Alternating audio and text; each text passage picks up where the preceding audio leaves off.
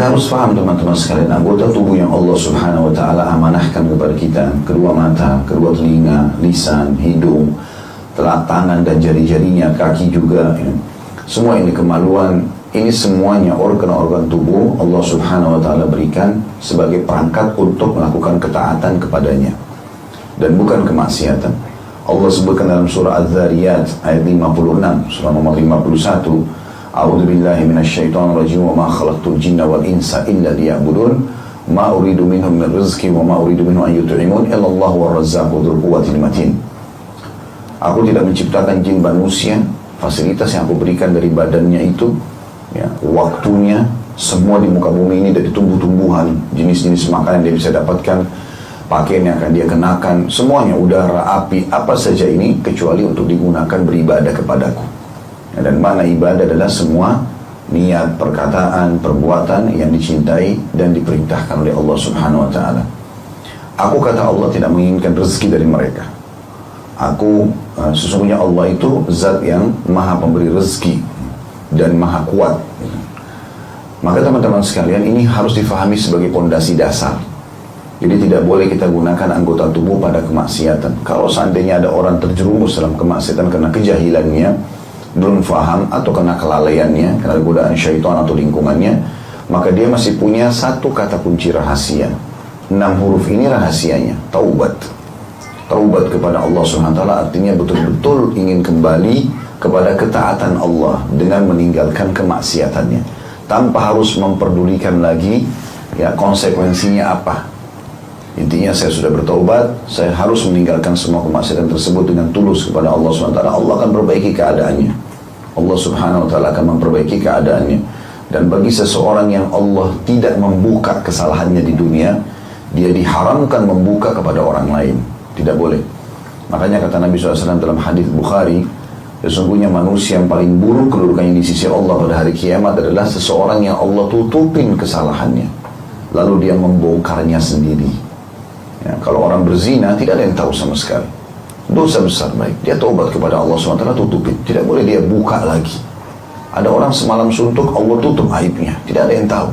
Besok pagi dia ke kantor cerita sama orang. Kenapa harus cerita? Tidak dibutuhkan untuk menceritakan itu. Baik itu kita mengerjakan amal soleh karena bisa ria, atau kita berbuat dosa karena bisa mendatangkan murkahnya Allah. Kok sudah melanggar masih cerita lagi gitu? Gak perlu. Harusnya kita faham masalah itu, ya. Dan teman-teman sekalian, taubat ini gak boleh ditunda. Gak ada waktu. Kalau orang masih terus lalai, ini kebodohan. Apa jaminannya teman-teman kita masih bisa berdiri dari tempat duduk kita sekarang? Apa jaminannya kita masih bisa pulang ke rumah, masih bisa melakukan program-program yang sudah kita planningkan untuk ke depan atau rencanakan ke depan? Bukankah banyak kasus-kasus terjadi orang tidak sadar? Kasus terjadi kemarin tsunami, jadi banjir, orang lagi jalan tidak tahu. Ada banyak orang yang meninggal tanpa tahu kalau itu sedang terjadi. Kasus pesawat yang jatuh, mana orang tahu? Kalau dia tahu sebelumnya dia nggak bakal beli tiket. Tapi dia tidak tahu, subhanallah, ajal datang kita tidak tahu kapan. Kebodohan orang kalau dia menganggap oh tidak akan meninggal, terus saja dalam kelalaian. Bagaimana seseorang itu bisa tenang, kata sebagian ulama salaf? Dia bisa tenang sementara dia tidur lalai, tidak sholat malam, tidak sholat subuh, ya, atau dia dalam gelimang dengan kemaksiatan, sementara di depan matanya mati sedang membuka mulutnya. Dan di akhirat tidak ada pilihan, surga atau neraka, tempat yang abadi nikmat atau tempat siksaan yang menyakitkan dan abadi. Gimana bisa seseorang bisa merasa aman dengan itu? Dia terima tidak terima itu faktanya akan terjadi. Dia beriman, alhamdulillah, dia akan selamat. Dia tidak beriman, dia akan rasakan akibatnya. Dan banyak sekali ayat Al-Quran yang menyinggung masalah itu. Maka harusnya seseorang faham masalah ini, teman-teman. Taubat tidak boleh ditunda, dan harus betul-betul tulus, ikhlas dari hati, tanpa harus memikirkan lagi apa perkataan orang. Ya, oh kamu berubah ya, kamu begini ya, kamu so alim, apalah terserah dia mau ngomong apa. Yang penting saya memang tahu ini kesalahan, saya harus tinggalkan. Itu intinya. Kita menjadi orang baik. Dan siapapun yang taubat nasuha kepada Allah, betul-betul dia tulus dan ikhlas kepada Allah Subhanahu wa Ta'ala, Allah akan berkahi kehidupannya. Banyak sekali hal yang Allah Subhanahu wa Ta'ala akan bukakan bagi dia. Keberkahan di rumah tangganya, keberkahan di turunannya, keberkahan di hartanya. Walaupun dalam proses taubat, kata sebagian ulama, akan ada pembersihan-pembersihan masa lalu. Jadi kalau misalnya tobat hari ini, mungkin akan ada waktu, dia sudah maksiat sama Allah 10 tahun, 15 tahun, 20 tahun. Ada prosesi, setahun, 2 tahun. Tapi dalam proses 1 tahun, 2 tahun itu mungkin masih ada kendala-kendala yang dihadapi. Tapi kalau sudah bersih bekas-bekas dosanya, maka dengan sendirinya, seperti mobil yang sedang melewati becek yang banyak, sekarang sudah dapat jalan raya yang mulus dan licin. Maka itu prosesi pembersihan. Kata Nabi SAW dalam hadis riwayat Muslim, tidak ada seorang muslim yang tertimpa rasa sumpek, sedih, gangguan orang, penyakit, ya, bahkan duri yang menusuk tubuhnya, kecuali jadi pembersihan dosa-dosanya. Jadi memang ada prosesi pembersihan itu. Umar bin Khattab radhiyallahu anhu mengingatkan diri dan mengingatkan kita semua.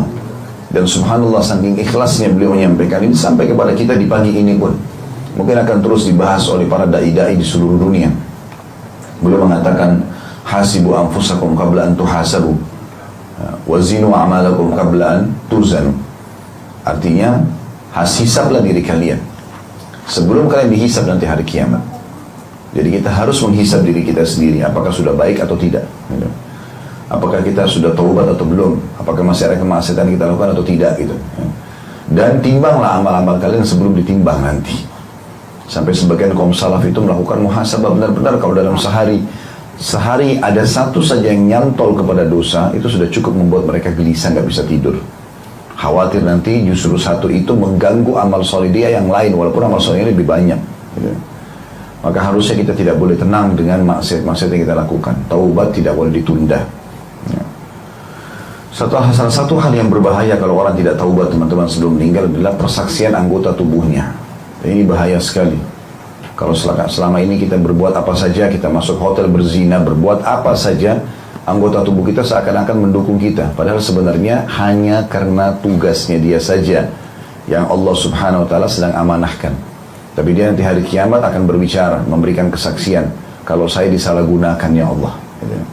Makanya harus hati-hati teman-teman. Kalau masih ingat pernah saya sampaikan beberapa kisah berhubungan dengan masalah bagaimana kalau orang menjaga anggota tubuhnya dalam ketaatan kepada Allah subhanahu wa ta'ala, maka Allah pun akan jaga anggota tubuh itu. Ya, di antaranya adalah kisah seorang syekh di Saudi yang pernah umurnya sudah hampir 80 tahun. Kemudian dia pergi rekreasi sama beberapa muridnya, naik kapal laut, tiba-tiba kapalnya mati mesinnya dan akan tenggelam. Kemudian ada pulau tapi cukup jauh, lumayan. Tidak ada satupun muridnya yang bisa berenang. Dia pada saat mengajar tiap hari, kalau murid-murid tahu, adalah orang yang sangat tenang, berwibawa, seperti nggak ada keterampilan sesuatu gitu, kecuali hanya memang punya ilmu syar'i.